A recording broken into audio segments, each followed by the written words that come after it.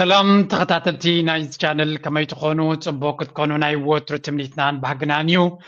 لو مون كم ووترو أقدس زيناتاتن تنتنان حيزنا لكم قريبنا لنا كساب موداتا مسانا كتسون حدما بخبرن عدمكم لايك سبورت بمقبار دما نمدبنا جوين كتقبرن عدمكم مجمريا بزخن جمرينا كم جرينلاند سقعتها تنصلالي وام محدار حيال هاجر عالمنا أمريكا بريزيدنت دونالد ترامب جرينلاند نمورار قريصو كم سلعة يقلص علام مكتل بريزيدنت دونالد ترامب زخنا جي دي فانس ناب جرينلاند توقعيزم اتا عبا تحتي دنمارك تركب جزاعات مس أمريكا كتخون انكلايم اتي زبلت الدحنتا زحلو لايل لام ناب جرينلاند انت بتصح بجرينلانداويان تقامو كم زقات مستقلص اتي مكتل بريزيدنت أمريكا اتا جزاعات بدنمارك تبدي لايا إلوم اتا جزاعات تشاينا روسيان ون كم دليتن زنقساسالان زمل على سالان مخانن ايو اتي مكتل بريزيدنت أمريكا تزاريبم أمريكا جرينلاند بمقوصار نايت خباب يخون عالم سلامن دحنسن كترغاغص يا تدليلو مالو بريزيدنت دونالد ترامبون دحنسن حغراو ربحان أمريكا اتي بمعدنات بلسكتي مخانات تغلص جرينلاند اگداسيت مخانه محبيروم ازي تسفحفحي بوليسي من محدار دونالد ترامب دما كابوناني تتاغزات دنمارك يخون اوروبيان تاومتات يقطمي زلم ازي ناي دونالد ترامب تسفحفحي بوليسي دمام نعالم ون حماق ابنت مخانم بزحات يገልጽሎም زي عالم سرعاتكم بحدش كسرحو يتباهي زلم دليت مسفح أمريكا ناب جرينلاند دلدل بانامان عبر قرن أفريقيا نتحطو مسمر كيح بحر زلوا إثيوبياون زيادة متبابعي كون كم زخليق متعلم محدار دونالد ترامب عبر سلام نمرق عن زبايخون بلزقنا إثيوبيان كحجز دلو مخانو كرمت مالي مسقدمة مصر أبي أحمد بتليفون استزراربه. A small decision in one country could send shockwaves through an entire region. انتينا نسمع زلنا بزي منكسنا أمريكا ኣብ ግሪንላንድ ኸይዱ ኣብ ደገ ባሕሪ ክረክብ ዝፍትነሉ ዘሎ መንገዲ ብኡ መንፅር ድማ ኢትዮጵያ ናብ ኤርትራ መፅያ ኣብ ደገ ባሕሪ ክትረክብ ከም ትኽእል ወይ እውን ብሓይሊ ንኽትወስድ ዕድል ክፍጠረላ ወይ እውን ኣፍ ደገ ይኽፈተላ ከም ዘሎ እዮም ዝዛረቡ ዘለው እዚ ከዓ እቲ ፕሮፓጋንዳ ናይ ኢትዮጵያውያን ናይ ምስፍሕፋሕ ሕልሚ ዘለዎም ዝበለፀ ዕድል ከም ዘለዎምን ሕጂ ምቹእ እዋኑን ምቹእ ባይታ ተፈጢሩሎም ከም ዘለዎም ገይሮም እዮም ዝዛረቡ ዘለው ዓቕምኻ ዘይምፍላጥ ክሳዕ ክንደይ ሓደገኛ ምዃኑ እዩ ማለት እቲ ዝብልዎ ዘለው እቲ ዶናልድ ትራምፕ ናይ ብሓቂ ከምኡ ዕድል ከፊቱ እንተሎ ዶናልድ ትራምፕ ኣብ ልዕሊ ግሪንላንድን ዴንማርክን ዓቕሚ ስለ ዘለዎ እዩ ከምኡ ክገብር ዝሓስብ ዘሎ ናይ ብሓቂ ዓቕሚ ሃልይዎም ድዮም ናብ ዓሰብ መፅኦም ኣብዚ ሕጂ ዘላቶ ኢትዮጵያ ናብ ኤርትራ መፅኦም ዓሰብ ክወስዱ ዝሓስቡ ዘለው ሜይቢ እስከ ነዚ ንስማዓዮ እንታይ ማለቶም ምዃኑ ክንፈልጥ ወታደሮች መካከል ከአንድ ቤተሰብ የፈለቁት ሶስት ወንድማማቾች የሚጠቀሱ ሲሆን ሰራዊቱን በመቀላቀል ሀገራቸውን የማገልገል ህልማቸውን ማሳካት ችለዋል። እነሱ መንታን እሱ ትንሽ ወንድማችን እናታችን ለቅስ ባንቺ ፍቃድ ብንሄድ ይሻላል እንደሆነ የጠየቅንሽ ምናምን ስንላት እሺ ልጆቼ በቃ በዱአ አረዳችኋለሁ። አብይ አሕመድ ኣብ ዝዋን እዚ ናይ ዩኒቨርሲቲ ግራጁዌት ድዩ ናይ ቤት ትምህርቲ ምኽፋት ድዩ ናይ ዝኾነ ይኹን ብዛዕባ ትምህርቲ ገለመለ የለን ብጀካ ናይ ወታደራት ምስልጣን ኣብ ቴሌቪዥን ዘምፅኦ ፍሉይ ነገር የብሉን እዚ ከዓ ብዙሕ ወታደር ምስልጣንን ምድላውን ሓይሊ ክቦ ዝኽእል ኮይኑ ይስምዖ ኣሎ ዋሕዲ ናይ ወታደር እዩ ስዕረት ኣብ ክልል ኣምሓራ ዝፈጥረሉ ዘሎ ኣንጻር ኦሮሞ ዝፈጥረሉ ዘሎ ዋሕዲ ናይ ሰራዊት ኮይኑ ይስምዖ ዘሎ ዓይነት ናይ ሰራዊት ዘይምህላው ወይ እውን ሞራል ዘለዎ ሰራዊት ዘይምፍጣር ምዃኑ ግን ኣይተረድኦን ኣሎ ሕጂ ኣብታ ኣቀዲምና ዝሓለፍናያ ፀብፃብ እንታይ ይብሉ ነይሮም አብይ አሕመድ ምስ ናይ ኣሜሪካ ሓላፊ ሚኒስትሪ ጉዳያት ወፃኢ ከም ዝተራኸበ ተገሊጹ ነይሩ ኣገዳሲ ሓበሬታ ብዛዕባ ወፂኡ ኣሎ ንዑ ከርየኩም እየ ቅድሚኡ ግን ሚዲያ ናቱ ብዛዕባ ዘሎ ኩነታት ዝዛረበ ዘሎ ስምዑ እዚህ ኃይሎች እንደሚታወቀው በኢትዮጵያና በሶማሊያ መካከል የተፈጠረውን የዲፕሎማሲ ክፍተት መነሻ አድርገው ኢትዮጵያን በተለየ መልኩ ምስራቅ አፍሪካን ደግሞ ኢንጀነራል ትርምስ ውስጥ ግጭት ውስጥ እና የግጭት አዙሪት ውስጥ ለመክተት እንቅስቃሴ ሲያደርጉ የነበሩ እንደሆኑ ይታወቃል የግብጽና የኤርትራ መንግስታት ያለፈው ሳምንት ደግሞ እነዚህ ኃይሎች የኢትዮጵያ በተፈጥሮ ሀብቶቿን ተጠቅማ የመልማት መብቷ ላይ ግልጽ የሆነ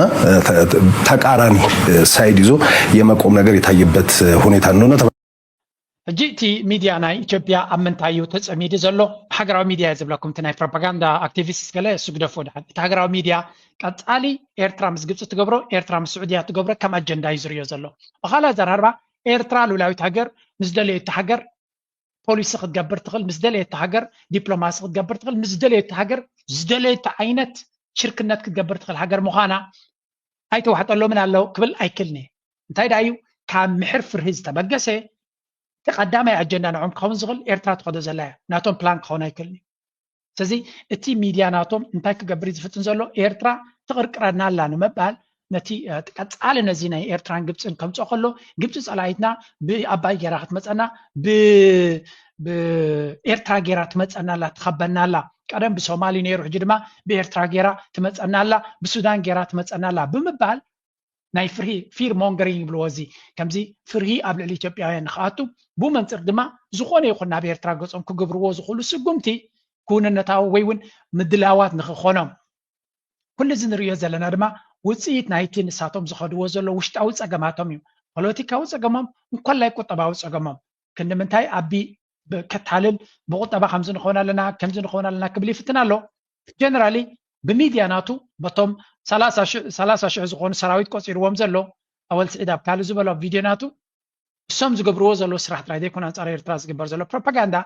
ብወቅዕ ኣብቲ ቴሌቪዥን እውን እንትኾነ ኤርትራ ትገብሮ ዘላ ምንቅስቃሳት ብምሉ ንዓታቶም ንምቕርቃር እምበር ንረብሓና ኤርትራ ትገብሮ ከምዚ የላ ጌርካ ምስራሕ ማለት እዩ እዚ ኻ ኩሉ ግዜ ናይ ኤርትራ ነገር ምሲጣን ካብቶም ምዕራባውያን ሃገራት ዝገብርዎ ዝነበሩ ዝተማሃርዎ ክኾኑ ይኽእሉ እዮም መልክተናል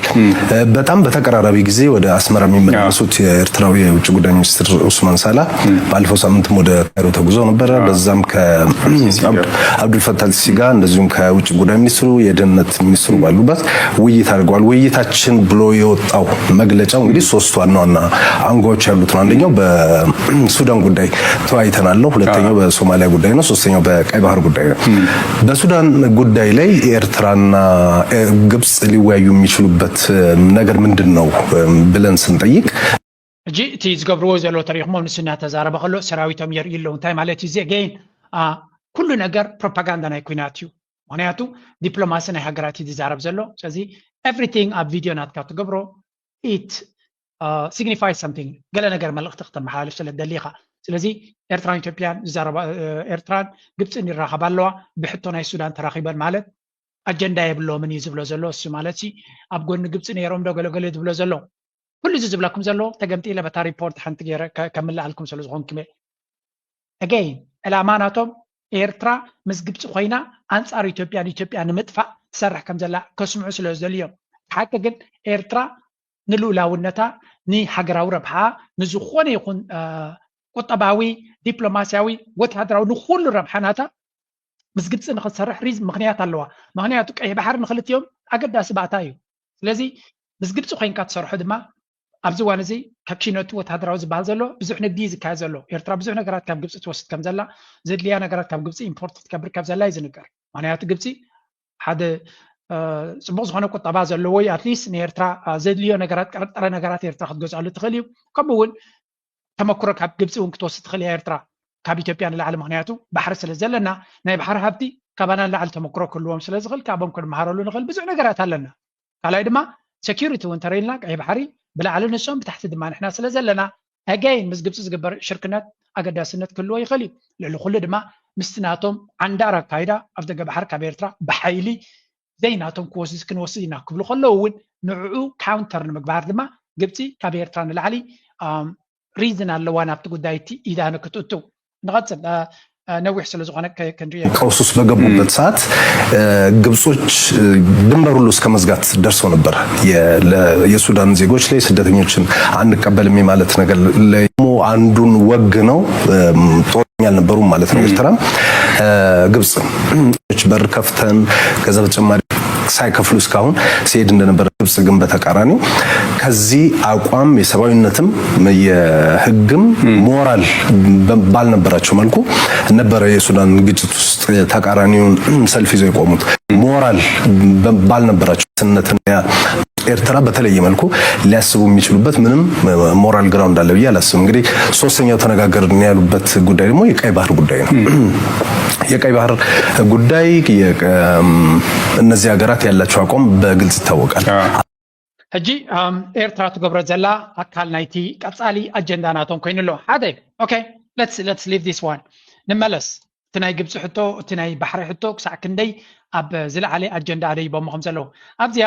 ሓንቲ ኢትዮጵያውያን ካልኦት ዝገበርዎ እዩ ሚኒስትሪ ጉዳያት ወፃኢ ናይ ኣሜሪካ ናብ ኢትዮጵያ ደው ኢሉ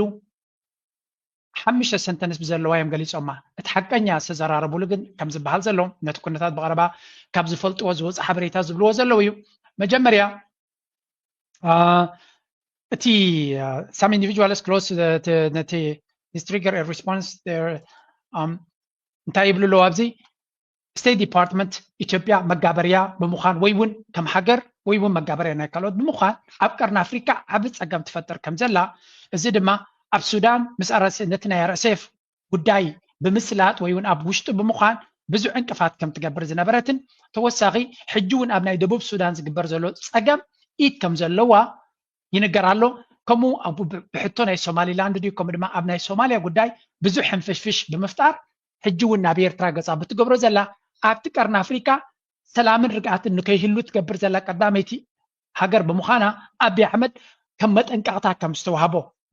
ከም ዝተዋህቦ ካልኣይ ቅድሚ ሕጂ ሪፖርት ገይረልኩም ነይረ ማርኮ ሩቢዮ ምስ እስክንድር ነጋ ዝበሃል ናይ ኣምሓራ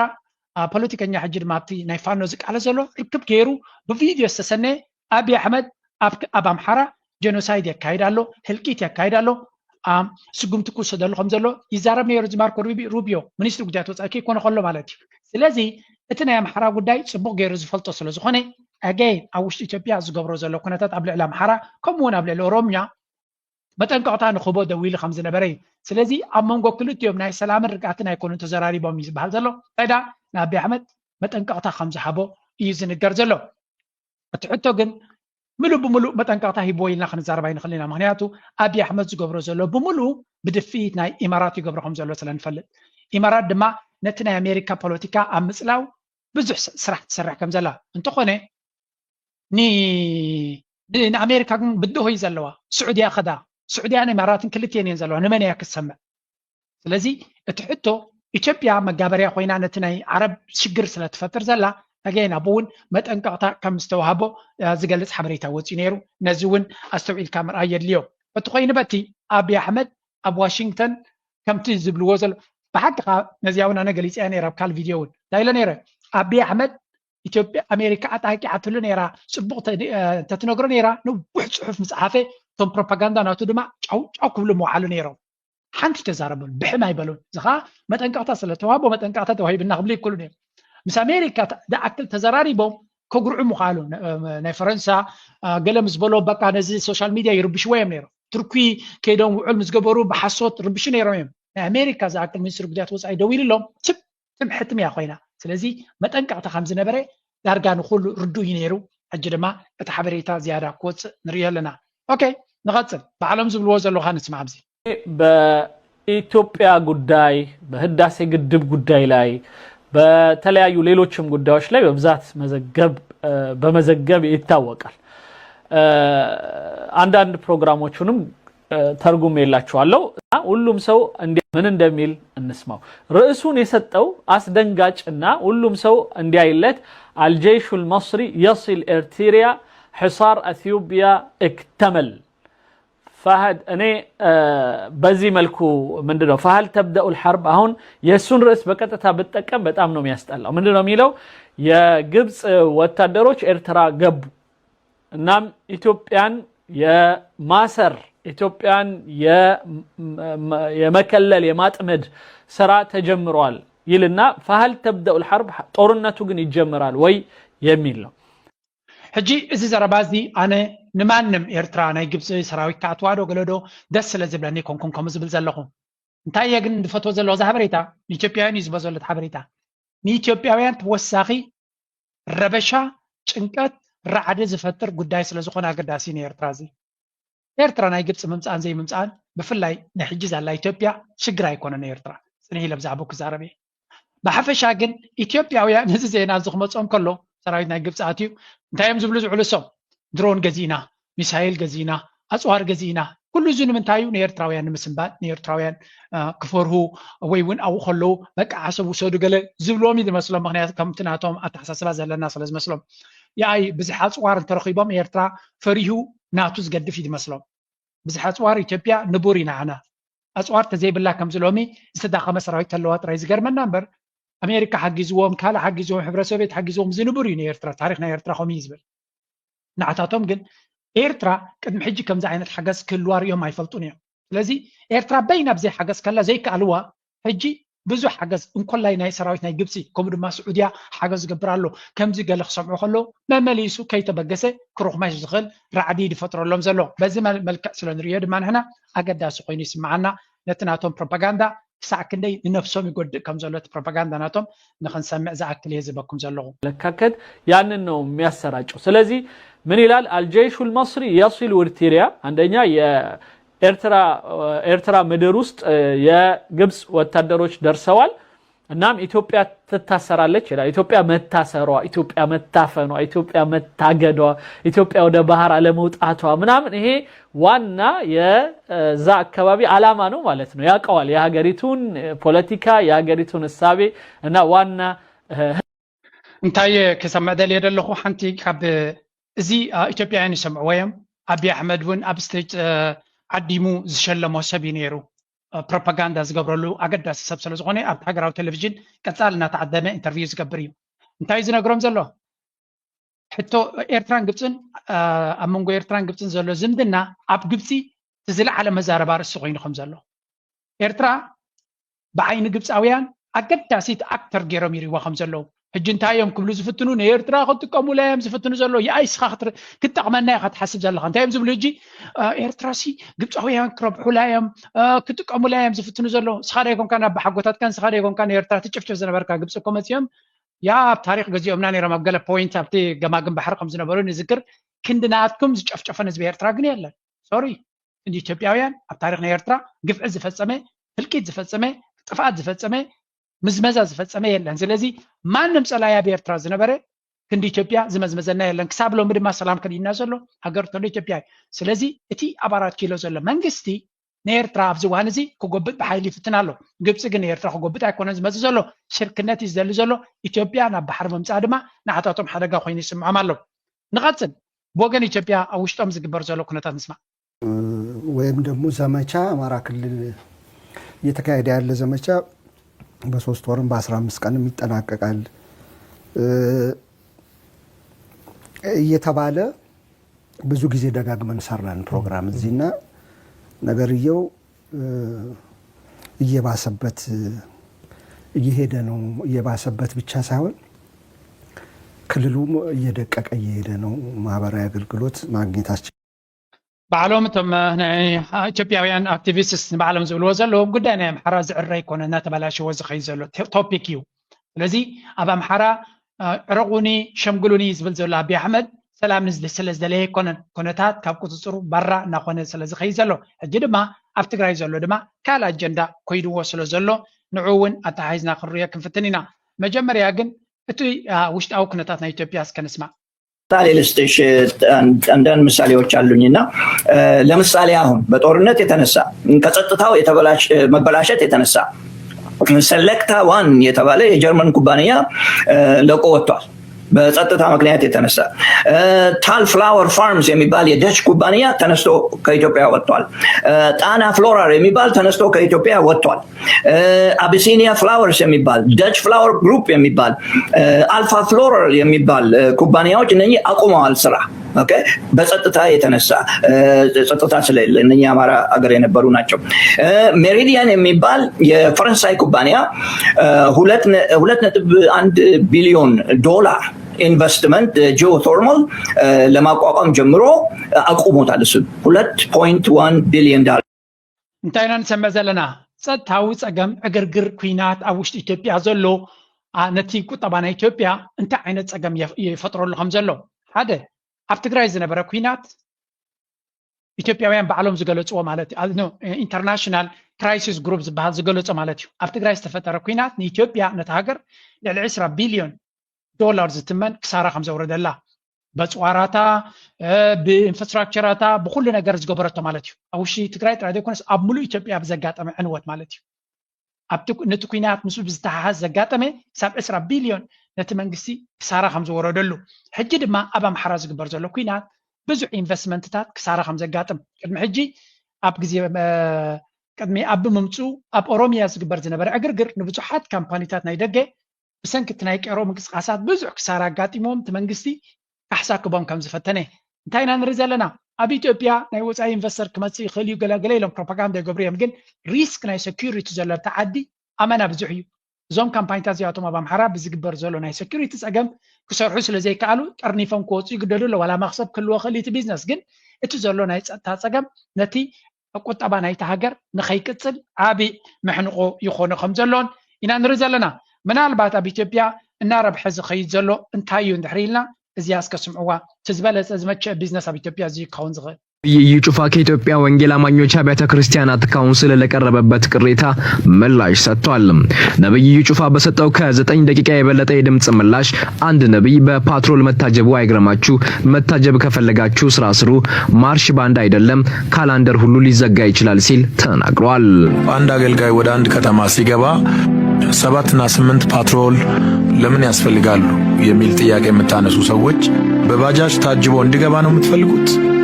አጀብ አጀብ ብላችሁ ሁከት የምትፈጥሩ ሰዎች ለመታጀብ ፈልጋችሁ ከሆነ እንድትታጀቡ የሚያደርግ ስራ መጀመሪያ መስራት አለባችሁ። ምንም ውስጣጋችሁ ስራ ስሩ። አነ ዝገርመን ዘሎ እዚኦም ነቢያት ዲዮም ወላ ፕሮፌት ዝብሃሉ ተቃልውን ክትቀመላና ከበደትኒ አንዶ ናይ ክርስቲያን ሃይማኖት ዘይኮኑን እቲ ሳቶም ዘምልኽዎ ክርስቶስ ዘይኮነን ክርስቶስ ሓንቲ መዝሙር ነይራ ቆልዑ ከለና ንጥቀመላ ዝነበርና ትሕትና ክምህረኒ ደልዩ ዳኣምበር ኣብ መብልዕ ማልዶ ምተወልደ ትብል መዝሙር ነይራ እዚ ኢየሱስ ክርስቶስ መድሃኒና ኢየሱስ ክርስቶስ ንሕና ንፈልጦ ተኮይኑ እቲ ሳቶም ዘገልግልዎ ክውለድ ከሎ ገዛ ሲኑ ኣብ መብልዕ ማል ናይ እንስሳታት ቦታ ዝተወለደ ሙሉእ ህይወቱ ድማ ዝኾነ ይኹን ሓብቲ ዘይነበሮ ኣብ መስቀል ተሰቂሉ ዝሞተ ክርስቶስ ዘይኮና ንፈልጥ ነቲ እዚኣቶም ዳም እንታይ ዓይነት ሃይማኖት ስለ ዝኾነ ናይ ክርስትና ወይ እውን እንታይ ዓይነት ቨርሽን ናይ ክርስትና ስለ ዝበፅሖም እዮም እዚ ሕጂ ማርሽን ባንድ ተይሩ ሃገር ብምልእቲ ወይ ከዓ ከተማ ብምሉ ከም ሓደ ዓብይ ሴሌብሪቲ ከም ዝመፅእ ዘሎ ገይሮም እዮም ዝቕበልዎ ዘሎ አሜን there must be something ካል ዓይነት ክርስትና ክህሉ ክኽእል ኣለዎ ዝብል እምነት ዘለና ክርስትና ማለት ክርስቶስ ናይ ትሕትና መምህሪ ነይሩ ናይ ትሕትና መምህሪ ነይሩ ሙሉእ ህይወቱ ካብታ ዝተወለደላ ክሳብ ዝመውት ናይ ትሕትና መምህሪ ነይሩ I'm sure this guy is not showing humility ወይ እውን ትሕትና ይኮነን ዘርኢ ዘሎ እንታይ ኣብ ምንታይ ደረጃ ተበፅሑ ዘሎ እንታይ ዓይነት ሰብ ስለ ዝኾነ እዚ ክሳዕ ክንድዚ ወላቶም ናይ ዓለም ሴሌብሪቲ እውን ክረኽብዎ ዘይክእሉ ወላ ናይ ደርፊ ሴሌብሪቲ ከምዚ ክወሃቦም ከለይ ዋሓጠለይና ኣነ ዋይ ስለምንታይ ክንድዚ ጠራዕራዕ ዘድለየ ስለምንታይ ከምዚኦም ዓይነት ሰባት ከምዚ ዓይነት ወርሺፕ ክወሃቦም ወይ እውን ምልኪ ክወሃቦም ዝግበር ዘሎ ካላ ዘራርባ everything ነዚ ዝገብርዎ ዘለው ሰብ ንኻልእ ሰብ ከምዚ ንኸውን ኢኻ ትዕድመ ዘለኻ እዚ ሰብ እዚ ሃብታም እያ ብሂወቱ ክትሪኦ ከለኻ እንታይ ይስርሑ እንድሕር ኢልካ ድማ ንክርስቶስ ምግልጋል እዩ ወይ ልክዕ ክርስቶስ ሓደ ሰብሲ ከገልግለካ ኣነስ ናትካ ልኡኽ ኣገልጋሊ ክኸውን ደልየ ኢልዎ ናይ ቅዱስ መፅሓፍ ጥቕስታት ባዕልኩም ትፈልጡ ኣነ ንኹም ኢለ ጠቅስ ኣይኮንኩን እምበኣር ምስ ንዓይ ከተገልገለ እንተደሊኻ ኩሉ ሃብትኻ ሸይጥካ ኩሉ ንብረትካ ገዲፍካ ሰዓበኒ ዝብሎ ነይሩ ወላቶም ሃዋርያት እውን ነቲ መናብሮኦም ገዲፎም እዮም ዝስዕብዎ ነይሮም and I think ኣገለ ፖይንት እዚኦም ሰባዚኣቶም ኣነ ዘይተረዳእኒ ክፋል ናይ ክርስትና ከም ዘለዎም እዩ ንፕሮቴስታንት ንመንፈሳውያን ንካልኦት ክነቅፍ ኢለ ኣይኮንኩን ግን at some point ገለ ሊሚት ክግበረሉ ክኽእል ኣለዎ እዚ ኣካይዳ እዚ እዚ ሰብ እዚ ካብ ድኻታ ሰባት እቲ ገንዘብ ዝክቦ ዘሎ ካልእ ቢዝነስ የብሉን ወይ ካልእ ኢንዱስትሪ የብሉን ሰባት መፅኦም ብዝብዎ ዘለዎ ገንዘብ እዮም ኣብዚ ሓደ ኢትዮጵያዊ መልሲ ይብዎ ነይሩ ናባና እውን ክሰግር ስለ ዝኽእል እየ ዛረቦ ዘለኹ ኣነ አንዱ የዚህ ዘመን ነቢይ ለመሆን አንዱ ትልቅ መስፈርት መሀይም መሆን በምሬ ምንም አትፈራም ህግ ይጠይቀኛል ምናምን አትል ብር ይባዛል አባዛለሁ ስትል ብሔራዊ ባንክ እንደሚጠይቅህ እንኳን አታውቅም አለመማር እንዴት ጥሩ እንደሆነ ገብቶሃል ምን ብሔራዊ ባንክ ይጠይቀኛል ብለህ አታውቅም ነቢይ ለመሆን አንዱ የዚህ ዘመን ነቢይ ብሓፈሻ እንታይ ዝብል ዘሎ ነብን ምዃን ኣብዚ ዘበን እዚ በቃ ኣመና ደንቆሮ ምዃን ጥራይ ዘድልየካ ምክንያቱ ተሓታትነት ዘለካ እውን ኣይመስልኒ እዩ ብሓፈሻ ናይዚ ሰብ እዚ ዝተገበረ ንብዙሓት ሰባት ወላ እውን ነቶም ወንጌላዊት ቤተክርስትያን እውን ኣተሓሳሳብና ኮኖም ይመፅእ ኣሎ ነቐፌታ ስለ ዝገበርዎ ብቦዲጋርድ ናይ ኣቢ ከምኡ ስለ ዝኾነ ንባዕሉ ነዚኦም ሰባት እዚኣቶም ደገፍቲ ስለ ዘምፅእሉ ዘለው ነቲ ፕሮቴስታንት ዝበሃል ኣብ ጎኑ ከም ዝስለፉ ስለ ዝገብሮ ዘሎ ይፈትዎም እዩ የተባብዖም እዩ ዝትሪእዎ ዘሎ መንግስቲ ከም ዝተሓባበር ከም ዘሎ ትርኢኻ እቲ ዝግበር ዘሎ ኣካይዳ ክትሪኦ ከለኻ ብሓፈሻ ግን ፀበሎም ኣይልከየና ዝብል سب زدلي هيمانوت ويون زدلي أملخو كل وقت بغيو زي ناي زي نريو زلنا اكسترافاغانت كايداغن يعلتن كغزل لي وخيني سمعنا مغنياتو زي تدليه ملختي يذهب نسب تماهيرو نقدميت نخي كيد اب كمز عينت نغرات نخودق سلوز قبر دما يعلتن كغزل لي وخيني سمعني ناتكم ريتو بزعبا زارسزي كسمع دليه بفلاي دما كم بعل ኤርትራ ዛመሰላ ጥንታዊ ሃይማኖት ዘለዎን ሃገራት ኣብ ካልእ ህውተታ ከይነኣቱ ባህልናን ክብርታትናን ሃይማኖት እውን ኣለና እስልምናን ክርስትናን ኣለና ታሪክ ኣለና ስለዚ we have to be very careful ሰብ ወላ ኣብ ወንጌላዊ ቤተክርስትያን መንፈሳዊ ቤተክርስትያን ተኾነ ፀገም የብለይን ግን እዚ ንሪዮ ዘለና ግን I think ነቲ ሕብረተሰብ ናበይ ገፁ ይወስደኹም ዘሎ ንምርዱ ዝኣክል እውን ንኹሉ ሰብርሁ ይመስለኒ ምክንያቱ just ናይ ቤተክርስትያን ኣገልጋሊ ስለ ዝኾንካ ማልቲ ሚሊዮነር ትኾነሉ ኣብነት ክህሉ ይግባእን እዩ ማልቲ ሚሊዮነር ዝኸውን ንዓይ ፕሮዳክት ኦር ሰርቪስ ናብ ዕዳጋ ከምፅእ ክኽእል ኣለዎ ንብረት ቢዝነስ ፈጢሩ ድዩ ገለ ፈጢሩ እዩ ከብትም ዘለዎ እምበር ጀስት ንካልኦት ሰባት ማኒፕሌት ብምግባር ወይ እውን ጀስት ንቤተክርስትያን ከም ዝእከብ ብምግባር እሞ ሃብቲ ዝተኣከበ ሰብ ብትእክቦ ሃብቲ እንድሕር ትህብትም ኣለኻ I don't think it's fair but ናባኻትኩም ይገድፎ ኣነ ናተይ ርኢቶ ናትኩም ርኢቶ ድማ ሰምዕ ደስ ብለኒ የኢትዮጵያ ታሪካዊ ጠላት ሆኖ አውቅም ብለም ድምዳሜ የሰጠህበት ቃለ መጠይቅ አንዳንድ ሻቢያ በኢትዮጵያ ታሪክ ውስጥ ትልቅ ደንቃራ ወይም ደግሞ ኢትዮጵያን አሁን ለደረሰችበት እንዲህ አይነት ምስቅልቅል ለሆነ ገጽታዋ ተጠያቂም ነው በአንድም ይሁን በሌላ ብለው አቋም ያዙ ወገኖች ጭምር ነው ወጣው ያንተን ድምዳሜ የተቃወሙት ምናልባት ውይይቱን ሙሉን ያልተከታተለ ሰው ይሄን ብቻ ነጥሎ የወሰደ ሰው በተሳሳተ መልኩ በተሳሳተ አውድ ተመልክቶታል ብለህ ነው ምታምነው ወይስ በትክክል አቋም እንደዛ ነው ብሎ መውሰድ ይቻላል? well እንግዲህ ኣብ ኢትዮጵያውያን ሓደ ዲቤት ኣሎ ኩሉ ግዜ ሻዕቢያ ታሪኻዊ ፀላኢና እዩ ዝብል ልክዕ ከም ግብፂ ገይሮም ንሻዕቢያ ዘቐምጡ ወይም እዚ ድማ ነቲ ኣብ 4 ኪሎ ዘሎ መንግስቲ ኩሉ ግዜ ከም አጀንዳ ዝጥቀሙሉ እዩ ነፍሲ ወከፍ መንግስቲ ኣብ ኣዲስ ኣበባ ናይ መወዳእታ መጣልዕት ካርድናቱ ንኤርትራ ከም ፀላኢት ምቕማጥ እዩ ፕሬዚደንት ኢሳያስ ብዙሕ ግዜ ዝበለ እዩ ቻምፒዮን ናይ ኢትዮጵያ ንኽትከውን ንኤርትራ ስኬፕ ጎት ወይ እውን ገንሸል ክትገብራ ክትክእል ኣለካ ናይ መወዳእታ ካርታ ናይ መራሕቲ ኣብ 4 ኪሎ ዘለው ቅድሚ ምውዳቆም ዝጥቀሙላ ካርድ እያ እዚ ሰብ እዚ ድማ ሻዕቢያ ታሪኻዊ ፀላኢ ኮነን ብምባል ገሊፁ ነይሩ ብዙሕ ካብ ኢትዮጵያውያን ድማ ባንዳ ብምባል ይጠቕስዎ ነይሮም እስከ እንታይ ኢሉ መሊሱ ንስማዓዮ ይሄ ሀሳብ የተነሳበት ዋናው ምክንያት በምንድነው የፋኖ አብይ ከኤርትራ ጋር ጦርነት ሊገጥም ነው ወደብ ላመጣ ነው ወይም ደግሞ ኤርትራም የኢትዮጵያ ታሪካዊ ጠላት ናት ሻዕቢያ እያለ ፕሮፓጋንዳ ያዘነበ ወደ ጦርነት የኢትዮጵያን ህዝብ ማስገባት ፈልጓል ስለዚህ ያን በተመለከተ ለቀረበ ጥያቄ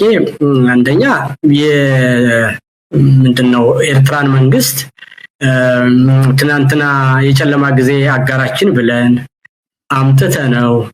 ወይም ጠላት የሚለው ታሪካዊ ጠላት ከሆነ አንድ አካል ቅራኔያቸው የማይታረቅ ባፈሻ ኣብዚያ ቪዲዮ ዚያ እንታይ ዝብል ኤርትራ ታሪካዊ ፀላኢት ናይ ኢትዮጵያ ኣይኮነትን አብይ አሕመድ ነቲ ዘሎ ኣብ ኢትዮጵያ ዝካየድ ዘሎ አጀንዳ ናቱ ብፍላይ ናይ ኣምሓራ መፍታሕ ስለ ዝኣበዮ ንኤርትራ ከም ስኬፕ ጎት ንክገብር ዳ እምበር ወላ እውን ምስ ህወሓት ዝነበረ ኣካይዳ እንተሪኻዮ እውን ኣብ መንጎኦም ብዝነበረ እምበር ኤርትራ ታሪካዊ ፀላኢት ናይ ኢትዮጵያ ስለ ዝኾነት ኣይኮነትን እዩ ዝብል ንኤርትራ ግን ብግምጣላ ክሪኦ ከለኹ ኣነ ኢትዮጵያ ዝበሃል ታሪካዊ ሓደገኛ ፀላኢ ናይ ኤርትራ እዩ ኢትዮጵያ ክንብል ከማን ከቢድ እዩ ኩሉ ግዜ ኣብ 4 ኪሎ ኮፍ ዝብሉ መራሕቲ ንኤርትራ እቶም ቀንዲ ንልኡላውነታ ንህላውያ ንቐፃልነታ ፀገም ዝኾኑ ሓደጋ ዝኾኑ ንሳቶም እዮም እዚ ንጹር እዩ መንግስቲ ስለተቀየረ ወይ እውን ዲፕሎማሲ ስለተቀየረ ክቅየር ዘለዎ ኣይኮነን ታሪክ ተተመሊስና እንተሪናዮ ናይ ኤርትራ ዝዓበየ ታሪካዊ ፀገም ካብ ኢትዮጵያ ይድመፅእ መጋበርያ ናይ ካልኦት ምዃን ማለት እዩ ምናልባት ኢትዮጵያ መልክዓን ተቀይራ ካልእ ርእሲ ክኸውን ይኽእል እዩ ሕጂ ለንቀነ ተፈጢሩ ዘሎ ኩነታት ድማ ናብኡ ክምለስ ኢና ብኩሉ መንገዲ ክሪኦ ስለ ዘለኹ እስከ ኣብ ሶሻል ሚድያ እውን ዓብዪ ኣዛራቢ ኣርእሲ ኮይኑ ዘሎ እዩ እዚያ እስከ ስምዕዋ ኣመርኬድካ ጎንበስ ጥልዕ ክትብል ዘይሓፈርካስ شو كان علوكا أسمع خلينا كاس تعدى من لها علو زعقرع أنت اللي نايب حكي كنت أول سعيد ولا شكوري أنت العلو ولا مالتي أنا دي أدي سبا خيره أدي سبا عدين دي أنير أدي سبا أنا زهانس كول دي أنا زهانس كول أنا تاكس كفيلة زهانس كول عدد خلاني أنا بيت كل هستوري زهانس اللي خلاني أنا زي كونت الناس بVIP أبولي تقبل هاجر لمن يحسب تخيل تزغون نلتكم تقبلته أي قبلك أزولته للت ده نمن تعيا خو بيجي الليل كواس نشتي تاخذ زي سكور رسال إنه جنسايد فتصبه بزخانة من جدي هما رئيس دقافي ناس كتحلقي حاجة زي خاين خرّي خلي عسّت كده تعشوا تطبع نزخانة نجار خطامو وإذا ما نبولت كورا بحط كمل كخير يخل خالي قد أي خول مرقتي ناي مرقتي خم يلوك إرترا مريتها ترى حنبر خمس ولا كنا يملس تعال مريتها ترى حنبر حزب زي قدسهم معاتيهم منهم ترى يقول أمر إرترا تبعت له ونزلهم تعيو حسب بس خالي يلن خالي وحيتو ده قالت توز بحالنا قالت يلن تاريخاوي متأرع قدام أي زارون أي حسون لا خصوص civilization قال ملت ونا يبلمن لو علي قال ملنا قالوا لا قال حاولت شعب زفرس قال ونا يبلمن أقول لا تقرأ إياه ونا يبلمن خالي قال تاريخ فقري حزبي حزب زيكو ناتنا كو يلوم حاليو ما يكون تقنسنا كو إثيوبيا كو تقنسها يلوم حاليو تيكونن إذا زربا ناي ستالين كابيد مزات ياسكن تعزا ريتونا تيكب سلازخونكي قارو خنو أمحرة إذن يقول عزربان حد حنا متفنان حديقنا بحد خوينا مكتول قاطع متفتيرو له أبقال سنيرنا ننا هجرنا خندقف دما كم كله تقالا ساي نباس نتصرف نيرنا نخون قداي ها هجرنا أنفت كيرو نحوار سلان تمسينا دما قداياتنا ونزيفنا مرقت إيتاتنا تسجينا راداراتنا تقوينا حبيرنا نكالس بوليتيكا بخوميز غي نحنا ولعي كونان نعنا مساخط مسألة بجن هزبنا قرارب حلافنت علنا ويل بدحريت مول تنتزي بالنا مالتي نغيدنا بمدب انسى ناب تقبلو دلي دلخو خن زيايا تاصابعيت نيرا ملسنا تادب ما زيايا مثلني حزبي سرحو حزبي فقري السابقه حزبي بزعا مقرب سرحه كثيرو يخسرني اب حزبي او قصالي اولدو انفست غبارو ولدو إنفس قبل أي خسر النيو إذا خسر رينا نفلت خسر ولدو كنا سلازي نفلت مو كابحلو فتماهرنا نزقوا بزي سلام نفتره له بزي زار بدل عور سعيد بزح سوال لهم معنتي عوض واستمال جميرهم بزح واتساب بزي يوتيوب ون لك حالونا التي حادي عدامي يفلتنا نيرنا عقاتامي مدبنا غيرنا بزخانه زي حسبنا يركي ما من درجه موالي قال توبيك غيرنا 15 غيرنا وناس نصحوا لنا الميل لنا حوقات غير حوقات طيق عد مثل زي لنا نسينا ونزارب لنا عد ما صبو يعني لنا نبل بزي عقاتامي قال نعد ما يكون إلا كنا نزارب زلنا نسارع زلنا كنسار هنا زرعنا على حدقة قالوا إحنا بتانيشتي عقمنا بتانيشتي رديتنا نجنزب ونقرأ له ونصر هنا زخانة مدبنا خنزاز متملكتي حجي أنا ونشكر يا خوس خلا من أنتي حدث زينا خنقرأكم مس ستالين قبر سلاسة كنسر هنا ورنا سمراخ عدمو مدبالن ستالين نتقرأ بسقما سقابلهم زمكة نفع غازيتنياي زلنا في اللي يزقونه يخون بعلو على التقراي هاي لدى دبيتون اتقلقل استقاننا بالعلي ارتراز اللو مرداتها قديفكا ابلع لها قرز اللو متكل زت الله يكونن انا نجيركمي متكل يدنغي انت واحد هاي لترايو تقراي تعود تبل جرحز تكمل لازلو انا بس دق تقراي اوكي حجي نابتي محبراو ميديا زلون سكا لو أقولنا أبو خينا سريحنا تدمير مايلنا وأنا مستألمت دقنا أنا بمسوي أنا خينا أنا أبي مستألمة دقنا زي كلف متشي أنا إذا تقلال لا أقولنا تقرأ كوينا سرح وقاعدين يكونكم أقولنا هاجر كوينا سرح زي النمبر أقولنا تقرأ تقرني أقولنا محرة أقولنا إثيوبيا بحفشو كوينا خسرح فقادنيا أيكونكم أنا يرتاوي زيادة أمن أنا قولعي كنا راداراتنا قدم له أيقبلني أنا صرح تقول لكم شفاق بقول لكم وعنو قوها أم حرام يسرسعها لا داراتنا هي كسر الشبشب أورما مسبلة الشبشب حزبي كرهوة إزدلي ህዝበይ ክርህዎ እምበር እንዳተበራረዩ ከም ሻርኔላ ከላሽን ይኮንኩን ናተይ ዕላማ ህዝበይ ክርህዎ እየ ዘለ ሻማ ኢልና ፅርግያታትና ንህነፅ ሻማ ኢልና ኤሌክትሪክ ነብሎ ሻማ ኢልና ዝዓነው ቤት ትምህርቲ ተሃልዩ ንፀጉኖ ሻማ ኢልና ሆስፒታላትና ንህነፅ ሻማ ኢልና ቁጠባና ንዕቢ ኣብ ክንዲ ንበሃል ሎሞ ከዓ ክሶ ጀሚርሎ ምስ ክሶ ኮይና ንህሮሞ አይ አምኖ ፍትዋ ጽልዋ this is me ፖለቲከኛ አይኮንኩና ነጊረኩም from day one ነጊረኩም ያለ ቆልዑ አይኮናን ቆልዑ ይኮናን ነዚ አትድግቡ ኪዱ ቆጠባና ከነዕብ ኢና እንደልቱም ሰባት ህዝብና ክርህዎ ኢና እንደሊ ክባራረዩና አይኮናን ንሕና ሕጂ እንታዩ እቲ ናይ ማዕበል ዘረባ እዚኣ ኣብ ብዙሓት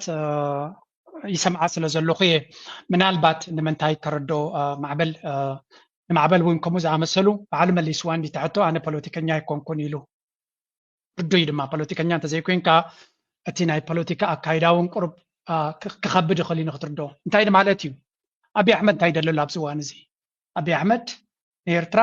ጨሪሙ ጎሪሱ ክወስድ ኣብ ደገ ባሕሪ ክወስድ ይደልሎ ኣብዚ ዘካትዕ ወይ እውን ላዕልን ታሕትን ዘብል ምክንያት የብልናን ኣርቲክል ድሕሪ ኣርቲክል መዓልታዊ ነቲ ውሽጡ ዝፈልጡ ናብ ኤርትራ መፅኡ ኣብ ደገ ባሕሪ ክወስድ ይደሊ ከም ዘሎ በቲ ናቱ ሚድያ ካምፔይን ዝገብሮ ዘሎ ሰሚዕና ኣለና ብኣፉ እውን ኢሉ እዩ ታሪክ ብፃሓኒ ብህዝቢ ብፃሓኒ ኣብ ደገ ባሕሪ ግድን ክወሃበኒ ኣሎ እንተዘየለሎም እንተዘይገበርኮ ምስ ግዜ ክገብሮ ምዃነ ይፈልጥ እየ ይብላ ኣሎ ኦኬ እንታይ ክግበር እዩ ዘለዎ ማለት እዩ እጂ ሃገርካ ክትሓንፅ ሃገርና ክንሃንፅ ፅርግያ ክህነፅ ህዝቢ ሰላም ንክረክብ የስ ናይ ኩሉ ህዝቢ ኤርትራ ድሌት እዩ እንድሕሪ መፅኡ ሃገርካ ክወርድ ዝሓስብ ተሎ ሓደ ሓይሊ እንታይ ካ ክትገብሮ ዘለካ ሲምፕል ሕቶ ኣብዪ ኣሕመድ ለንቀነ ጥራይሲ ኣብ ክልል ዓፋር ሰራዊት ተንቀሳቂሱ ነይሩ ናይ ውጊ መናውራ ንክገብር ስለዚ ናብ ኤርትራ ወራር ክሳብ ዝገብር ክፅበየ ኣለካ ለባም እንድሕሪ ኮንካ ንፀላኢኻ ነቲ ኩናት ኣብ ዓድኻ ንኸየምፆ ኣቀዲምካ ካልእ መንገዲ ክትፈጥር ክትክእል ኣለካ ኣብዚ ቻነለይ ቀፃሊ ተዛሪበሉ እያ ኣብ ውሽጢ መሬት ኤርትራ ዝግበር ውግእ ክህሉ የብሉ እንድሕሪ ሕጂ ኣብዪ ኣሕመድ ሕልሚ ናቱ ንፁር ከምዚ ምናልባት እንተታት ገለመለ ዘለዎ ኣይኮነን ጉዳይ ናይ ኢትዮጵያ ዝፈትሓሉ መዓልቲ ጉዳይ ናይ ኣምሓራ ተደቂስሉ ናይ ኦሮሞ ተደቂስሉ ናይ ትግራይ መዕለሚ ተገይሩሉ ነዛ ሎመለይቲ ደቂሳ ክሓድር ክብል ኣይኮነን ንፅባሒቱ ንኤርትራ ወራር ክጅምር እዩ ስለዚ ኤርትራ እንታይ ክትገብር ኣለዋ ምስ ኩላቶም ሓይልታት ንኣቢ ከፍርስዎ ንኤርትራ ክጠቕሙ ኢሎም ዘይኮኑስ ናቶም ረብሓ ኣቢ ብምውዳቕ ኮይኑ ዝስምዖም እሶም ክሰርሕ ክትክእል ኣለዋ እዚ ማለት እንታይ ማለት እዩ ኩናት ኣብ ውሽጢ ኤርትራ ከምዘይግበር ይገብር ማለት እዩ ኣብነት ፋኖ ኣብ ኣምሓራ ኮይኑ ምስ ኣቢ ይቃለስ ኣሎ ንኣቢ ከኣልየ እዩ ገለገለ ሰባት ኣለዉ ፋኖ ምስ ተዓወተ እንታይ ጋራንቲ ኣለና ጋራንቲ ዝበሃል የለና ብሂወት ኣብዪ ኣሕመድ 5 ዓመት ገይሩ ሰራዊት ተደላዲሉ ኣሎ ስለዚ ንፋኖ ተቐቲልዎ ናብ ኤርትራ ወራር ክጅምር እዩ ሕልምናቱ ግሁድ እዩ ፋኖ ንኣዲስ ኣበባ ከኣትዩ ኣቱን ኣይንፈልጥን ኢና እንድሕሪ ኣትዩ ኸ ንፅባሒቱ ንኤርትራ ንክወርዕ ዓቕሚ ኣለዎ ኖ ብውሕዱ 6-10 ዓመት ከድልየ እዩ ንክረጋጋእ 10 ዓመት ንኤርትራ ንልምዓትን ሰራዊታ ንክትሃንፅ ካልእ ነገር ንክትገብር ብዙሕ ግዜ ኣለዋ ፖለቲካ ኣካይዳ ኣለዎ ኤርትራ ናብ ሱዳን ትኸይድ ዘላ ንሱዳናውያን ስለትድንግፀሎም ኣይኮነትን ተዲኦም ኣለኹም የስ ንድንግፀሎም ኢና ግን ናብ ሱዳን ዘኸደና ዘሎ ምክንያት እቲ ኣብ ሱዳን ዘሎ ሓይሊ እንተደይ ተዓዊቱ RSF ዝበሃል ኢማራት ዝምውሎ ዘሎ እዩ ክሳብ ከሰላን ተመፅዩ ክሳብ ፐርሱዳን ተመፅዩ guess what next step ናቱ ንኤርትራ ልባ ከጥፋላ ምዃኑ ብምትኹታ ክፍሉት እዩ ከምዚ ንኢትዮጵያ ምስ ተቆፃፀረ ብዓሰብ ገይሩ ልብና ዘጥፋልና ዘሎ ብሱዳን ገይሩ ድማ ልብና ከጥፋልና እዩ ስለዚ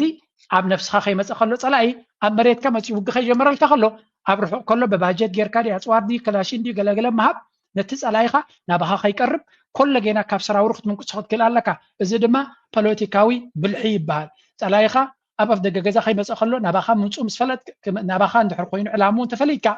ክትገብር ኣለካ ኣባኻ ከይመፅእ ከተዳኽሞ ኣለካ ተኽኢልካ ድማ ክስዕሮ ኣለካ ተዲኹም ኣለኹም ኣሜሪካ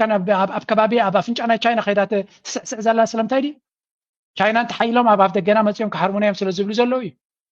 ወይ እውን ከምኡ ኳ መደብ እንተዘይብሎም ቻይና ግን ቻይና እንተሓይላ ንሕና ዕብላላ ናትና ክቕፅል ኣይኮነን እዮም ዝብሉ ዘለዉ ስለዚ ኣጋይን ፖለቲካ ምርዳእ የድልዮ ምስ ተጋሩ ምናልባት መረዳእታ ዘድልዮ مستقار مسرح أقداسنة هالو ودا بزو كنتات زيزبل تقار انتا إلامو تقراي أبكلتا سلسة استمغالة بوليتيكا اللو ميلانيرنا السودما أبي أحمد كإلا اللو زبل حيل اللو شعبيا أبي أحمد كإلا اللو مزبل كسرح انتحرق يلي تبقي سلمتاي قداماي نيرترا نلولاونتا نجزاتا وحدنتا نبحرا نمريتا سقات كون زغل بافود زارب زلو مجمات ديكون بافود زارب زلو ناي ابي احمد رجيميو زخا كارتاتات محل تاون ناوصه نمريتنا ايرترا شريف دوسد زلو نزع عينت حيلي مجمريا قداماي صلايخا توزدو اب تግራይ كلت حيلتات نيرم تحده مس ابك كون زدلي نيرترا بحرناتا وسد زدلي كم بحال صادقا زمرح وكالاي جوجل دما بوقعي مجلس أيوة أنجن أنصار إيرترا الأمام كم زي بلوس ولا تفلتي يوم سرح زلوا سلازي أبي أحمد نبي إيرترا ما يشجع كساز فترة كتبه بالكان تزوحده تزقله له استراتيجي نتوم نأبي كود غوز دليل زلوا فانوديو كالوديو مساتهم كسرحت كده لك معناته نتنا بخخ ما تزغل ريسك سلازي عليه كازلوا نساتهم عدي سابا مزبوط حقده يبص عليه ما يبص حنك على رسي أنت واحدة جزيت جزاء الله البوليتيكا ما جزية مجزاء نعاها كتدلادل عدل بقى هاجر كاخت هنسون عدل باكا that's why دما اتكونتات زي حدا سبب زي عمل سواني رونت سب بزعدا سباير دون كوين مبري بزانا اول يخسروا نتيل له غزينا سلطقتلنا دلا كن غزينا متقتلنا خمزي ولا تا اجندا ناوان يكون تغنيا نيرا نابزي امي اجندا تفنيا نيرا زوما بتريون له بمنو ጋዜጠኛ ወጥቆም ትንተና ደቡብናይ ፖለቲካ የኤርትራ 14 ሰዓት احنا كنا كنزارولا نيرنا احنا كنا تنتنا خنولا نيرنا كنيسا غلغلنا احنا كنا نسوم يمزيم يميرو باراسومول زور علا زيم يميرو كم حجي كما جرنا ناب فانا قلت بالميديا تفنيا كيف بصحت نتيجه تزاري بلا نير حجها نابزيم كيف بصحت كلا وين منتاي نحن نمرصلو اجندا نخونا دراك نصبه حقي زمن سي هذا حدا غزي تي ابي ارترا زلو ميديا اكندي ناب كالي اتوكير دسرح ام حد حدو ام بلع زياده غزي كم زطفيه زرغن اجين ابو بزح سرح كم زدلي يرداكا مس زخونه يكون حيلنا اثيوبيا مجمريا صلايخا انصيركا مفلاط تقداسي منيو تي نهلاويخا حدغኛ كون زخل صلاي مقمط كلهم صلاتي بزحت صلاتي كله كل يوم هو حت اب غزيو نيرترا تزعبي سقاتي نيرو ترجمنا لهم اب زدا على سقات زنبره دما مس تحت سقات اب سل زنبره مس قينوم نتزلا على سقات كالو يفتينوم حج دما تحت سقات زنبره اسكال غيرو زلا على سقات كوين متيلو اجين بوليتيكا كوميو كتكير لك الايانس كتكير لك ناي بحكي زنت تردي كلمه كفيديو زك بحال كلغن كل تصقم ترس يجون ما ين صبان كن كونينا معناته يكونن اقداسي ستيب باي ستيب كغبرالو مجمريا urgency اينايت اقداس انتحرنا تصلاي كنمنتاي نحيلي مصالو نتصلاي بخمي كتمكتو دخل زبل نسو اب قمت ايتيخا مجمريا ناب زدليه كخت كيدالكا دحريو دما قد متختل نايتم صلات متقام اقداسي ምናልባት ናብ ካለ አርስ ኸይደንበር እዚያ ስለዚያ ካብ ዓሰብ ዝመፀትያ ዒድ ርዑስ ዒድ ይግበረልና ዝብል ኣብ ዓሰብ ዘሎ ፅምብልና ዒድ ተርእያ ናይ ብሓቂ ደስ ተብል ስእሊ ርየያ ካልእ እውን ካብ ከረን ዝመፀ ስእሊ እውን ነይሩ እዚ ካብ ከረን ዝመፀ ስእሊ ነይሩ ናይ ዒድ ሴሌብሬሽን ኣብ ከረን ከመይ ከም ዝነበረ ዘርእዩ ዒድ መብሩክ ናይ ብሓቂ ከተማ ኣነ ዛዕበ ኩሉ ስለ ዘረአየኒ ዘገርም እዩ منسي يلنا بيرترا تبل دلا خادما ويهزبي يلنا بيرترا زبل زلو دما دقيم كحسبي زبلو زلو زي سيلزي سيلي يدزارب زلو سلازاقي أبيرترا ملو حزب كم زلون أب أملاخ زعمن ناي أملاخ حزب كم زخونا بيرترا زلو زب دما بزنري أمونغو إيرتراويان زل هايمانوتات أم مكرراب عدنات نايز بيرترا محيال عبس راح كدلينا ينو تتصرحي زلو مليسنا نقدميت كان السقاقرو لنا دقيمة عيد مبروك بليدا لنا توم حزبي ناي موداتا زياس لزيار يكم كودي دالي زاس لزيا تسفاني وس شيرز غبريا ابي ارترازلو عبد الجبحرسي كحل ارستيو زاس لزيا راي الحري خياسي اتي دسيتاتنا ايرترا كندمنتاي صباغهم زلو تزاريبنا خنودو زي نخل ኢትዮጵያውያን ነዝኽሩ ይኸሉ ክጽለሉ ጥራዮም ዝኽሉ ምክንያቱ ንሕና እውን ኤርትራውያን ነቲ ዘለና ጸጋ ብትክክል ስለ ዘይፈለጥና ዘለና ንሳቶም ናይ ደይናቶም ስለ ዝጥምቱ እዮም ከም ዝኾኑ እምበር ናይ ሎሚ ኣርእስቲ ኣብ ዝኹደ ላይክ ግበሩ ሰፖርት ግበሩ ደገፍኩም ኣይተውሕዱ እንዳበልኩ ኣብዚኣ ምዝያ ደርፊ ክገድፈኩም እየ ታንክ ዩ ቨሪ ማች ፎር ዩር ሰፖርት سلم قيح كيتمتا حاتر نوح كيتمتو بقى خير إلي محمدي هو ناس بحري عتمنيو تاريخ زرس تايقينيو زي والعنز وسح تيو وصلو نعشاقي وصلو رزق زبس عمو تقولي زلو عمو قلب نوى عدي عدي لالو صفحة كل دمي تحري ترمي عمو قلب نوى عدي عدي لالو صفحة كل دمي بحري نبيني